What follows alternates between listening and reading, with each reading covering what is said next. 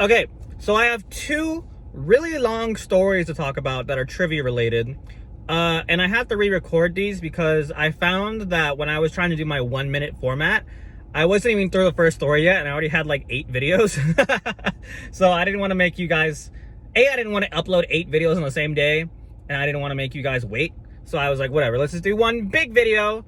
Oh, I guess 2 separate big videos. So yeah. So what I'm going to talk about now is my new show. I'm pretty sure I talked about this in like one of the batches about how I have a new show at a casino. But this is I've had 2 weeks so far, and then tomorrow I'll have my 3rd week. But the first 2 weeks were a whole thing, right? So week number 1, first things first, this place is kind of far from me. It's like 45 minutes, which is fine. I don't mind driving, right? So the way I thought I'd have to go there is by going down some freeways and then taking a left on another freeway. Left? I don't know, whatever. And then it wasn't like that. Apparently the way I had to go, not had to go, but the way it chose me to go on the maps is I was going towards Pachanga, which is like our local casino. And then you just pass Pachanga, and then you pass another casino, and then you make it to the casino. The casino I'm working at right now is called Harrah's Casino. It's in a Valley Center. And not only do I pass like 2 casinos, this road's like, I don't want to say sketchy, but like it's definitely like on a cliffside. It's super windy, and it's one of those like roads where like there's like a big drop off. I don't know if you ever know what I'm talking about, but there's like roads, right? And like if you go too far to the right, there's like a big drop off, like a ditch. So if you like go a little too far, you'll go, which again is fine. I drive like that all the time. There's one road like that I take on my way to school. Whatever, that's not the important part. But so I make it to the casino, right? I've never been to this casino, and I wanted to go early to do some like recon. So the place I'm looking for, the place was called like the Oasis inside the casino.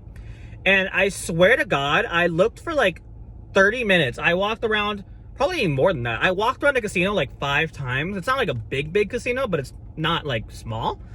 And like, I swear to God, I could not find this thing. And then there is a brewery outside the casino. It's called like Ring Cone Brewery or something. So I thought I was like, am I there? I wasn't there.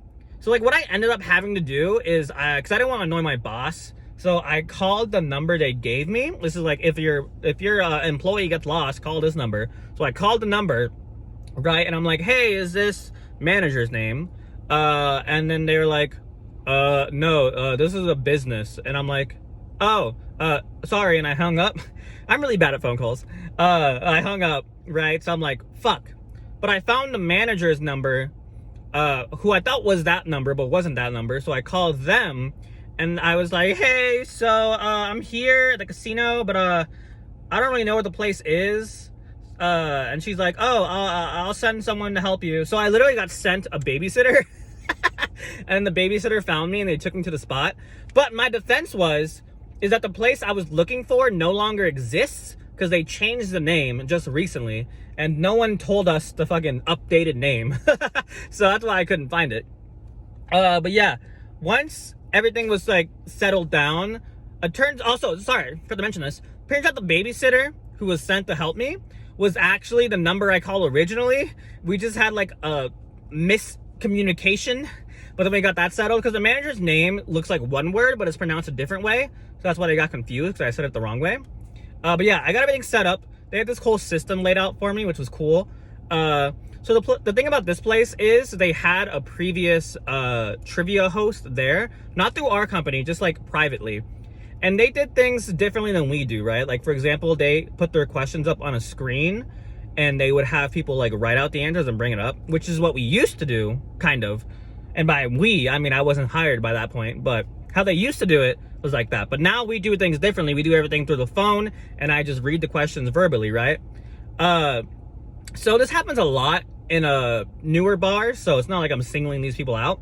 But they were very set on trying to keep the same system to like keep everyone like comfortable, I guess. Which again is fine. I'm not saying it's a bad thing. It's fine. I understand. But I want to push our system because that's what we're working with now, right? And we're going to keep doing mine. You hired me to do it. So we're going to do our system. So the manager and I'm going to call him a babysitter. His job is not babysitter. His job is like, they're called a tech. So they do all the tech stuff and the entertainment stuff, but I'm calling him the babysitter. It's fine. If he watches this, I'm sorry. But they're like trying to like get an understanding, and then they were trying to like low-key push that we want to keep it the same kind of agenda, which again happens a lot, so it's fine. But I usually just give them the same answers, like, oh, well, you have to talk to my boss about that. I can't speak today. Oh my God, you'll have to talk to my boss about that. And my boss is always going to say the same thing, right? My boss is always going to say, no, we're doing it the way we do it because that's why you hired us, right? So that happened. And then the demographic there is a lot older, which I'm used to, but they're like, I'm used to the older demographic, but the older demographic is not used to the way we do things, right? So I had to like explain to a lot of them, basically like 80% of them, how to use the phone and how to scan QR codes. So I walked through like 30 different people, like trying to explain how to do everything. Some of them understood it. Some of them got like kind of frustrated with me, which was kind of, I don't want to say annoying, but the thing about me is, I don't know if people know this, I literally have angelic patience, right? Like I don't get frustrated, I don't get mad. I am a literal God sent in patience.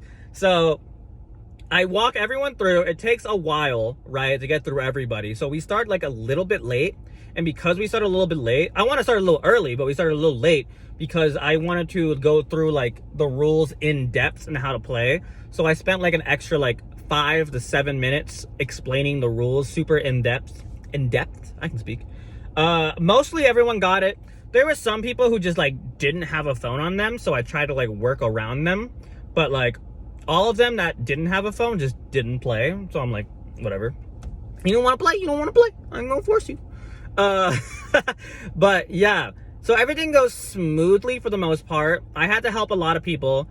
I was super like active when I host. So like if someone needs me, they just raise their hand. I walk over to them. I help them. I did that a lot for the first couple of questions.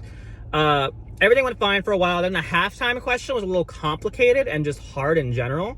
So a lot of people didn't like grasp it. So I had to really walk through the people on that.